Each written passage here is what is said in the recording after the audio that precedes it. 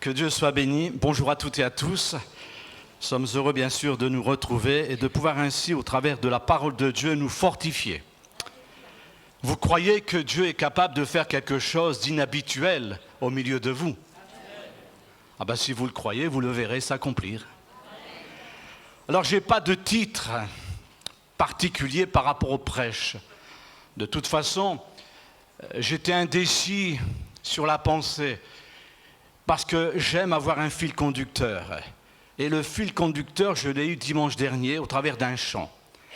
Et voilà pourquoi j'ai préféré tel prêche plutôt qu'un autre.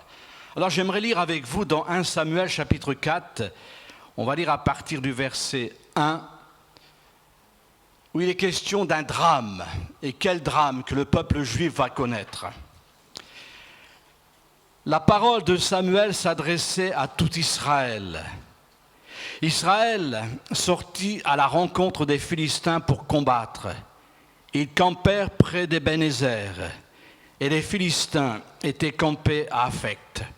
Les Philistins se rangèrent en bataille contre Israël, et le combat s'engagea. Israël fut battu par les Philistins qui tuèrent sur le champ de bataille environ 4000 hommes. Le peuple rentra au camp et les anciens d'Israël dirent « Pourquoi l'Éternel nous a-t-il laissé battre aujourd'hui par les Philistins?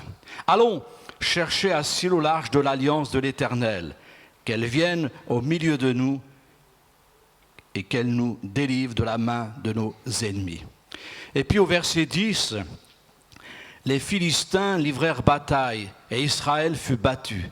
Chacun s'enfuit dans sa tente. La défaite fut très grande et il tomba d'Israël 30 000 hommes de pied. L'arche de Dieu fut prise et les deux fils d'Éli, Hopni et Phiné, moururent. C'est un drame. Jésus a dit, et vous l'avez entendu il y a quelques semaines de cela, recherchez premièrement le royaume des cieux et le reste vous sera donné par-dessus tout. Donc il y a une indication, il y a un chemin. Et en tant que croyants, nés de nouveau, nous qui sommes et qui appartenons au Seigneur, nous sommes invités à chercher. Et la première chose que nous devons chercher, c'est le royaume des cieux, avec bien sûr les promesses qui s'ensuivent. Il y a aussi une autre parole, non pas de Jésus, mais de l'apôtre Paul. Et cette parole est puissante, déterminante, convaincante. Si Dieu est avec nous, qui sera contre nous? Une autre version dit ceci, si Dieu est pour nous, qui sera contre nous? Donc, là aussi, il y a matière à réfléchir. Et en tant que chrétiens, croyants, nés de nouveau, nous qui appartenons à Christ, eh bien, nous devons tout faire en sorte que Dieu soit pour nous et avec nous. Moi, je crois que Dieu est capable d'agir et de se manifester dans toute sa puissance. Tout simplement parce que je crois au secours de Dieu. Je m'appuie, frères et sœurs, sur ses promesses. Mais lorsque, et soyons vrais ce matin, lorsque son intervention fait défaut, lorsque notre prière n'est pas exaucée, que nous vivons l'échec, alors, à partir de là, on commence à se poser des questions. Et je suis plus que convaincu. Vous êtes entrés ce matin dans ce lieu pour louer, pour adorer le Seigneur. Mais je suis convaincu que vous êtes venus et vous avez dans votre cœur des pourquoi. Pourquoi, Seigneur, la maladie? Pourquoi, Seigneur, l'échec? Pourquoi, Seigneur, cette addiction? Pourquoi, Seigneur, cette souffrance dans ma famille? Pourquoi, Seigneur, l'un ou l'autre dans l'église m'évite pour ne pas me dire bonjour? Pourquoi, Seigneur?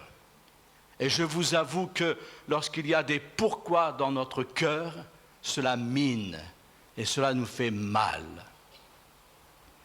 Alors se poser des questions, c'est bien. Retenez bien ce que je vais vous dire. Vous avez le droit de vous poser des questions et c'est tout à fait logique et naturel, c'est inné en nous. Mais attendre les bonnes réponses, c'est beaucoup mieux.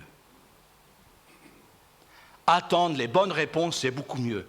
L'exemple de l'apôtre Paul. Paul vivait quelque chose de très particulier. On ne va pas entrer dans le débat parce que les uns vont parler d'une maladie, d'autres vont parler d'autre chose. Chacun a son opinion là-dessus. Mais Paul vivait quelque chose de difficile. Il combattait contre cela. Et plusieurs fois, il a intercédé. Plusieurs fois, il s'est mis devant Dieu.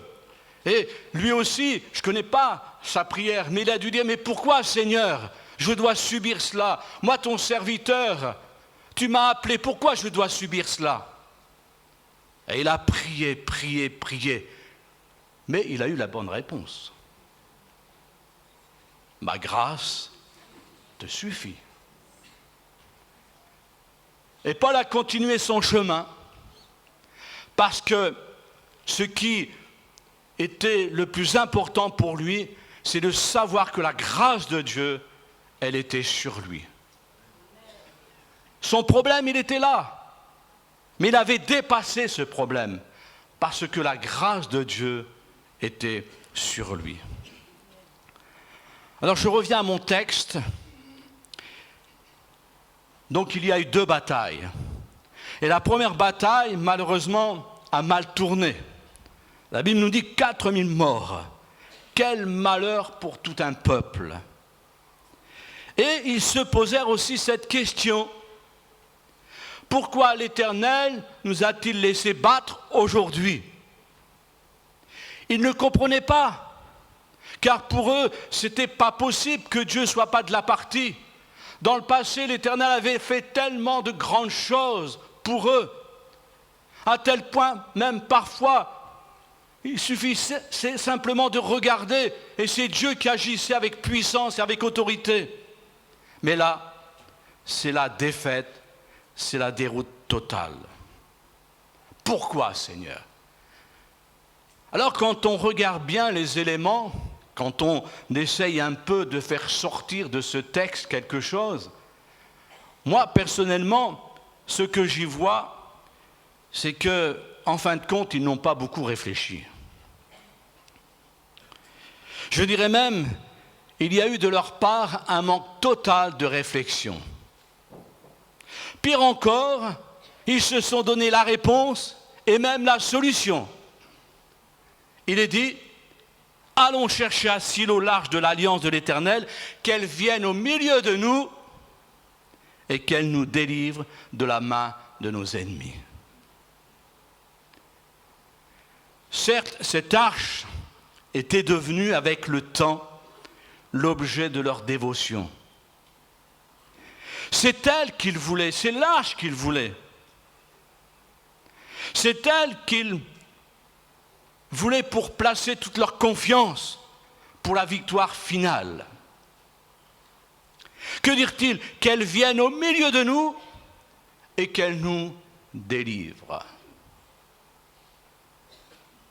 Frères et sœurs, ce que j'y vois, moi, maintenant je vous partage mon sentiment, de par bien sûr leur attitude, j'y vois un véritable mépris pour l'Éternel. J'y vois même une grossière erreur, car ce que nous apprenons plus tard, le peuple sera à nouveau battu, mais le drame, c'est que l'arche par qui ils espéraient la victoire fut prise. Que nous dit l'apôtre Paul? J'aimerais lire avec vous dans 1 Corinthiens, au chapitre 10. Or, ces choses, nous dit l'apôtre Paul, sont arrivés pour nous servir d'exemple. Oui, il y a sans doute des attentes ce matin parmi le peuple de Dieu. Il y a sans doute des non-réponses aux prières. Alors il est bon de se poser des questions. Pourquoi, Seigneur? Pourtant, vous êtes accrochés aux promesses de Dieu. Et depuis un certain nombre de dimanches, au travers des paroles que Jésus a annoncées, vous y retrouvez votre compte. N'a-t-il pas dit « Cherchez, vous trouverez » ? C'est lui qui parle. Ce n'est pas n'importe qui, Jésus. C'est le Fils de Dieu, il nous parle. Cherchez, vous trouverez. Cela signifie que si vous vous mettez à chercher, tôt ou tard, vous allez trouver. Cherchez premièrement, oui, le royaume des cieux. Et le reste vous sera donné par-dessus tout. N'a-t-il pas dit aussi, ce qui est impossible aux hommes est possible à Dieu? Et il affirme avec force et avec autorité, si tu crois, tu verras la gloire de Dieu. Ce sont des paroles qui ne peuvent que m'encourager ce matin. Mais ce qui est sûr, c'est les Israélites avaient su attendre la réponse. Je crois que le Seigneur, avant d'intervenir, aurait touché du doigt le problème qu'ils avaient. Pourquoi? Mais je ne mets pas l'Église dedans, ne me faites pas dire ce que je ne veux pas dire. Mais je parle ici du peuple juif. Ils étaient très loin de plaire et d'être agréables au Seigneur. Mais alors très loin. Car selon l'époque, selon cette génération, eh bien tout ce peuple s'était éloigné des commandements de Dieu. En quelque sorte, il reproduisait sous une autre forme le culte célébré au pied du mont Sinaï. Vous vous souvenez quand Moïse était sur la montagne pour recevoir les commandements? Le peuple qui s'impatientait a réussi, après avoir fait pression sur Aaron, et celui-ci leur a permis de construire le veau d'or. Et on connaît bien sûr la suite. Alors j'aimerais simplement prendre l'exemple des deux fils d'Élie, pour que nous réalisions, frères et sœurs, qu'ils étaient véritablement très loin, très loin, très loin de plaire et d'être agréables au Seigneur. Pourquoi? Tout simplement parce que ces deux fils reflètent tout le peuple. Il nous est dit dans 1 Samuel chapitre 2 et au verset 22, comme quoi, eh bien, verset 22 s'il vous plaît. Enfin, je vous le lis. Ils étaient très loin. Pourquoi? Parce qu'ils se livraient à la débauche. Au verset 17, vous pourrez reprendre chez vous, ils méprisaient même les offrandes de l'Éternel. Et cela vous a été rappelé ce matin, en rapport bien sûr avec la Sainte Seine. Mépriser la Sainte Seine, c'est mépriser la croix. C'est ne pas avoir réalisé le sacrifice et les souffrances de Jésus pour nous sauver. Donc il méprisait les offrandes de l'Éternel. Et puis il nous est dit au verset 25, il n'écoutait même pas Dieu. Alors, ce n'est pas nous cela, parce que nous on écoute le Seigneur. On ne veut pas mépriser la Sainte Seine. On ne veut pas se laisser aller à la débauche. Pire encore, et ça c'est effrayant quand vous apprenez ces choses, ils ne connaissaient même pas l'Éternel. Nous connaissons Dieu. Et combien de fois le Seigneur se rappelle à nous? Et nous le connaissons non pas d'un point de vue intellectuel, mais nous le connaissons par rapport à un cœur à cœur. Moi, ce n'est pas la Bible qui m'a dit « Tu es sauvé ». C'est parce que je l'ai réalisé, je l'ai compris au travers d'une expérience personnelle. Même si la Bible en parle, mais la Bible a beau en parler, ce qui est le plus important, c'est que le Seigneur met en moi, dans mon cœur, la conviction comme quoi je suis sauvé, que mes péchés sont pardonnés. C'est ça la relation avec Dieu. Donc après avoir crié pourquoi, ils ajoutèrent « Allons chercher l'arche de l'Éternel ». Ils n'ont pas dit, et c'est ce que je déplore, « Allons chercher la face de Dieu ». Parce que c'est ce qu'ils devaient faire par rapport à leur situation, par rapport à leur défaite, par rapport à leur déroute. Allons chercher la face de Dieu. Car lui va nous conseiller. Il va nous dire comment essayer, comment faire maintenant. Il va nous diriger. Et même s'il nous reprend, ce n'est pas grave, parce qu'il va nous secourir. Et il va nous donner la victoire. Mais ça n'a pas été leur discours. Hein. Ils ont méprisé l'Éternel. Ils n'ont même pas cherché sa face. On en déduit, enfin moi j'en déduis, ils sont allés chercher un objet, car pour eux, il n'y avait que cette solution. J'en déduis aussi comme quoi leur espoir était dans le moyen lui-même au lieu d'être en Dieu. Et le résultat pour toute cette génération, non seulement ils vont perdre à nouveau la bataille, mais surtout l'arche de l'Éternel fut prise. Et ce fut à partir de là, pour eux, un moment de désolation. Alors Dieu, oui, a mis à notre disposition, frères et sœurs, des moyens puissants pour renverser des montagnes. Vous le croyez cela? Sa parole. Je proclame sa parole. Il y a la prière. Je peux user de la prière. Il y a le jeûne et la prière, quand il le faut. Il y a aussi l'imposition des mains. Et que dire de tous ces dons spirituels mis à la disposition des croyants par le Saint-Esprit? Ce sont là tous des moyens, frères et sœurs.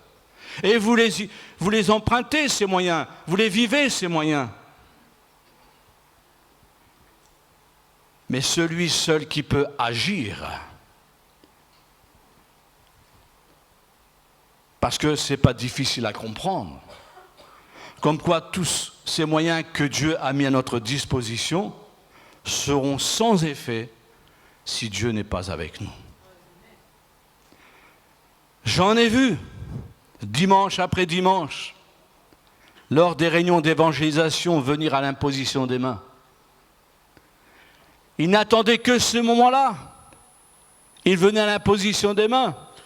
Mais malheureusement, force de constater, et je l'ai vu, ils repartaient chez eux comme ils étaient venus. Parce qu'ils avaient mis leur confiance dans l'imposition des mains. Alors d'autres, c'était des adeptes au jeûne et prière. Ah, il fallait passer par cela. Je ne dis pas que ce n'est pas bon, l'imposition des mains. Je ne dis pas que le jeûne et la prière, ce n'est pas bon. Oui. Mais au-delà du jeûne et prière, il y a Dieu.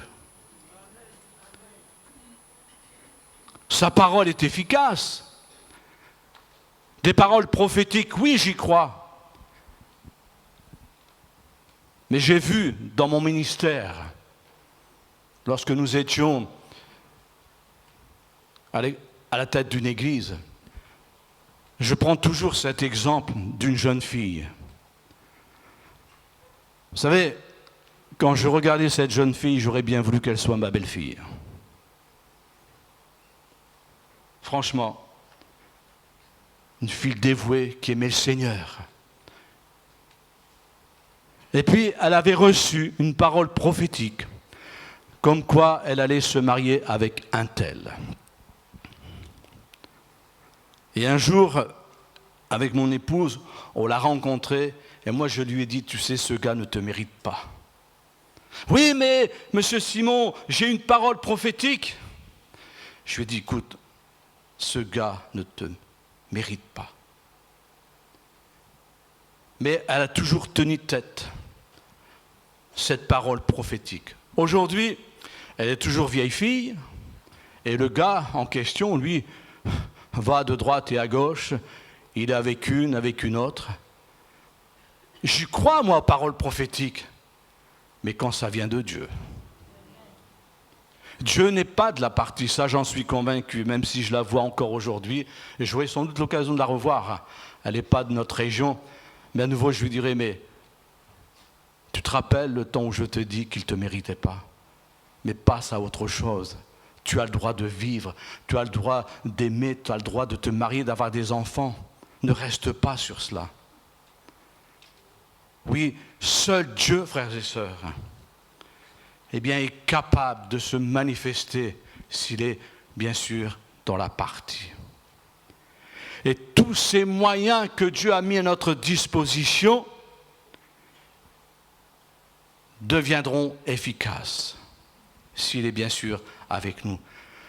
Dans le deuxième livre des Chroniques, chapitre 15 et au verset 2, on va l'afficher, 2 Chroniques, chapitre 15, verset 2. Azaria alla au-devant d'Asa et lui dit, écoute-moi. Ensuite, la suite.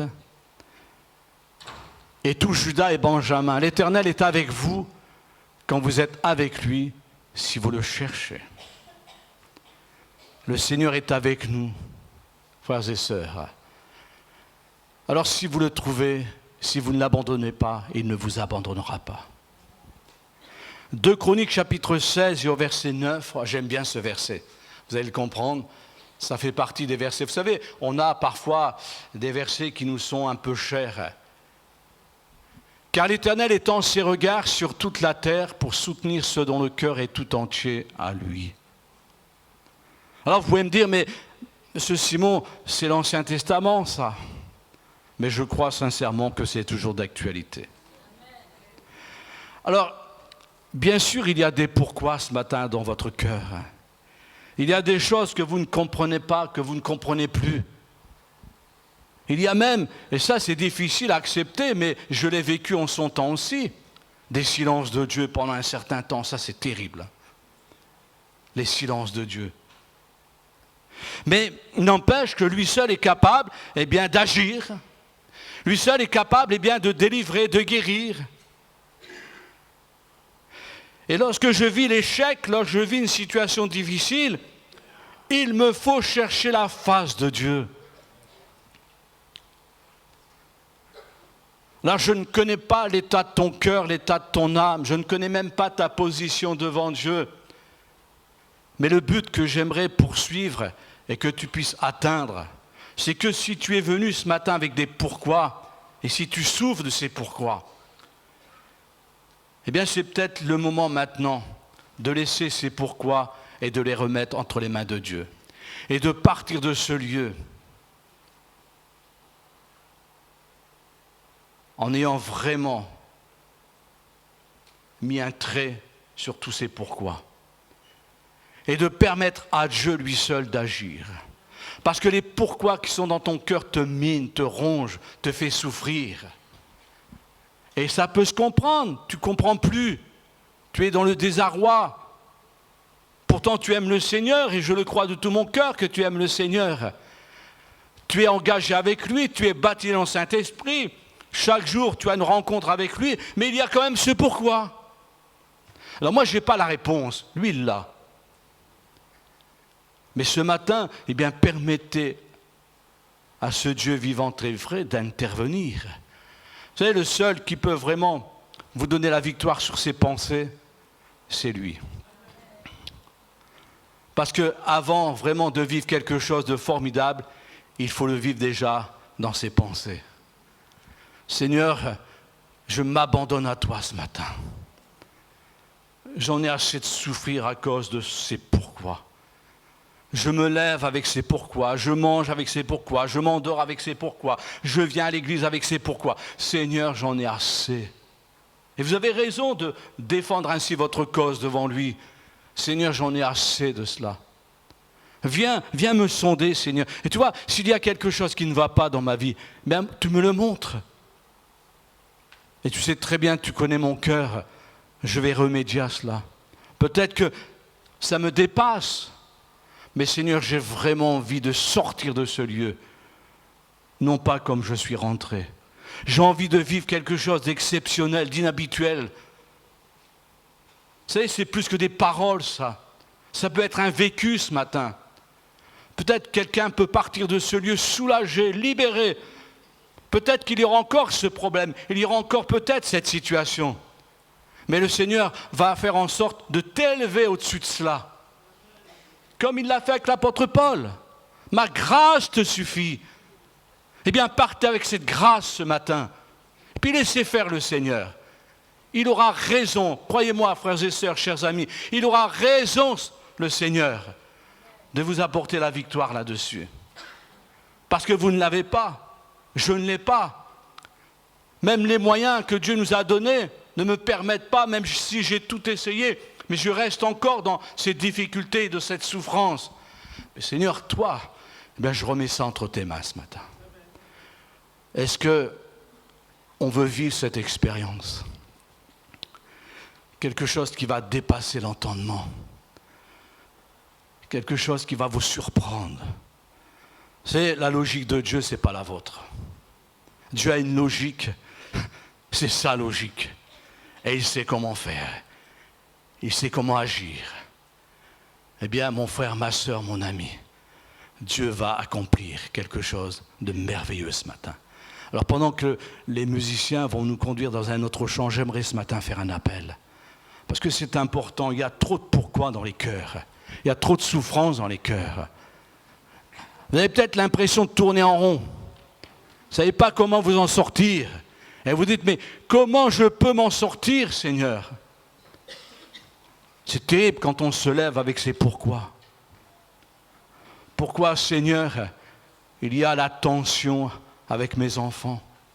Pourquoi, Seigneur, il y a de la tension avec mes parents?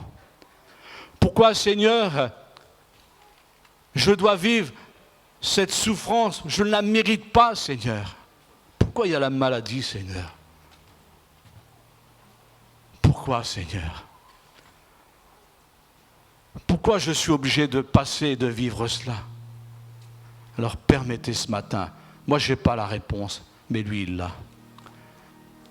On ne va pas s'appuyer sur des moyens, même s'ils sont efficaces, même s'ils sont bons, mais simplement ce matin, eh bien, en vous approchant sur le devant, c'est vous qui décidez bien sûr, en vous approchant sur le devant, vous faites une démarche, Seigneur, je veux chercher ta face.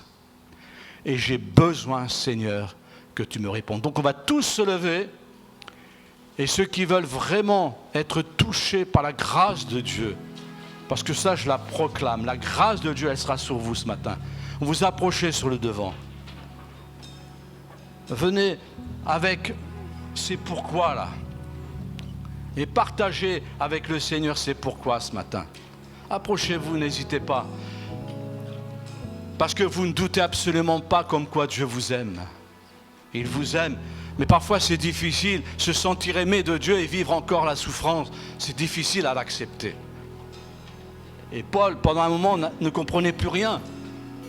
Alors approchez-vous pendant que, eh bien, il y aura un chant.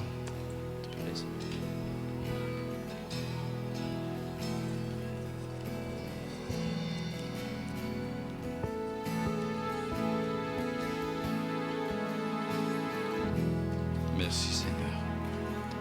Spero grache chaud de ciel de bêche miliceus. Mon Dieu, mon Père, mon roi, mon être entier soupire. Merci Jésus. Après toi, Amen. car de ton cœur de paix, Ah, Jésus. la source qui désaltère, rafraîchit mon âme de toi. Oui, mon âme a soif. Mon âme a soif de toi. Merci Jésus. Mon Dieu, mon Père, mon roi, mon être entier Spigolo bahabash soupire peosi vehes. après toi. Jésus. Car de ton cœur de paix, la source qui désaltère, rafraîchit mon âme de toi. Oui, mon âme âme a soif de toi. Amen, amen. Mon Dieu, mon Père, mon roi, mon être entier soupire après toi.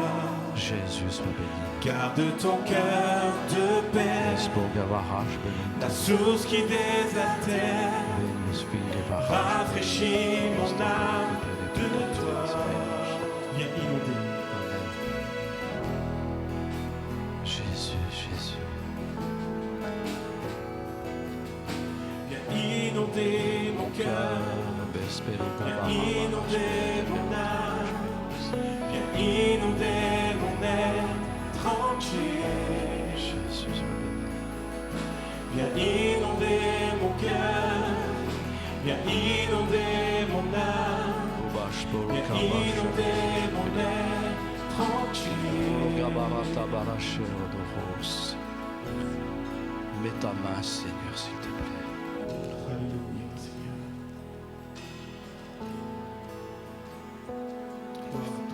Fais-toi entendre dans les cœurs ce matin, Seigneur. Communique tes mots, Seigneur. Communique ta parole. Tu vois tes enfants, Seigneur. Ils sont là devant toi pour recevoir quelque chose.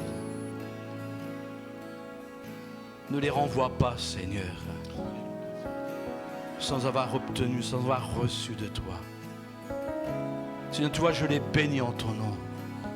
Je les bénis en ton nom, Seigneur. Qu'ils reçoivent maintenant cette grâce dont ils ont besoin. Viens penser leur cœur. Mets un baume, Seigneur, ton baume divin sur leur cœur. Et tu vois toutes ces questions, tout ce qui les mine, tu vois toutes ces souffrances, toutes ces incertitudes. Seigneur, fais grâce, s'il te plaît. Moi, je n'ai pas de mots pour eux, mais toi, tu en as. Toi, tu sais parler au cœur, Seigneur. Et tu peux communiquer maintenant par le Saint-Esprit une parole. Mais une parole qui vient d'en haut, Seigneur. Une parole vraie, percutante. Quelque chose qu'ils vont graver dans leur cœur. Et ils verront ainsi ta parole s'accomplir, Seigneur. Seigneur, fais grâce, s'il te plaît. Et surtout, donne gloire à ton nom. Dans la toute-puissance du Saint-Esprit. Seigneur, ils sont là parce qu'ils croient en tes promesses. Ils croient en tes paroles, Seigneur. Ne les déçois pas, mais bien plus encore, tu viens les encourager et les fortifier. Toi, Seigneur, ce que l'homme ne peut pas faire. On peut être, il est vrai, un moyen que tu utilises, mais le dernier mot, c'est toi qui l'auras, Seigneur. Alors je les bénis en ton nom et je les renvoie bénis en toi, Seigneur, de la bénédiction qui est enrichie d'aucun et d'aucune souffrance. Que Dieu soit béni. Voilà, prenez place, que le Seigneur soit béni au travers de vous.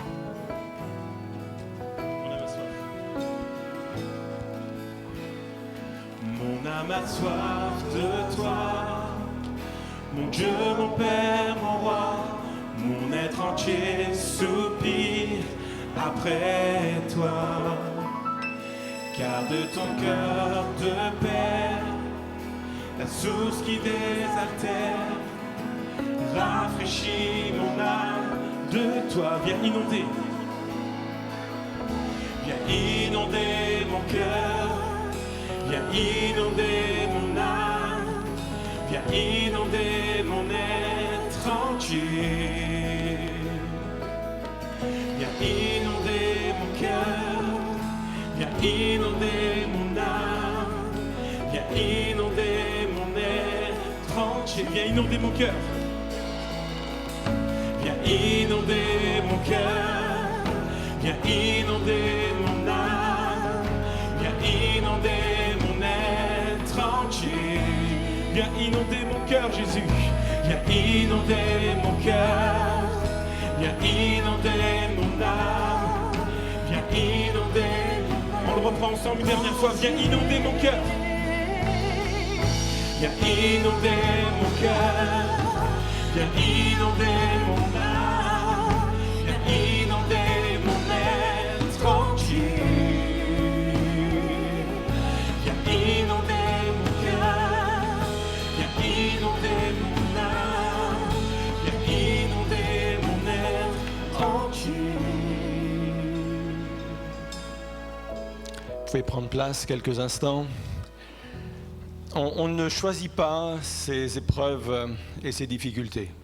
Parfois, ça nous tombe dessus sans qu'on l'ait forcément cherché. Mais si on ne choisit pas ces épreuves, on peut choisir la façon dont on réagit au milieu de l'épreuve. Ça, c'est notre responsabilité. On a le droit, comme on l'a entendu ce matin, de dire pourquoi au Seigneur. Il est capable d'entendre tous nos pourquoi. Mais je pense que la meilleure des attitudes, une fois qu'on a donné nos pourquoi au Seigneur Jésus, c'est de dire « Je ne comprends pas, mais j'accepte ». Il y a une force extraordinaire à accepter dans l'incompréhension.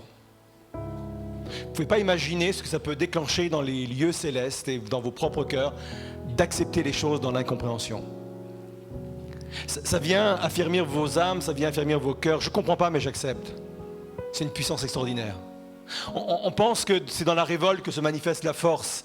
C'est dans la rébellion que se manifeste la force. Je peux vous dire que la force s'exerce dans l'acceptation de ce qu'on ne comprend pas. Mais dans une confiance totale en Dieu, sachant qu'il ne fait pas d'erreur. Et de toute façon, comme on l'a entendu, nos épreuves sont toujours une occasion favorable de rechercher la face de Dieu. Même si je suis le top 10 ou le moins 10, peu importe mon niveau spirituel, de toute façon, l'épreuve me rapprochera toujours de Dieu. C'est le but aussi de cela. Soyez bénis dans tout ce que vous avez pu vivre ce matin et dans ce que vous vivez au quotidien. Je crois que le Seigneur a une solution extraordinaire et profonde pour chacune de nos vies.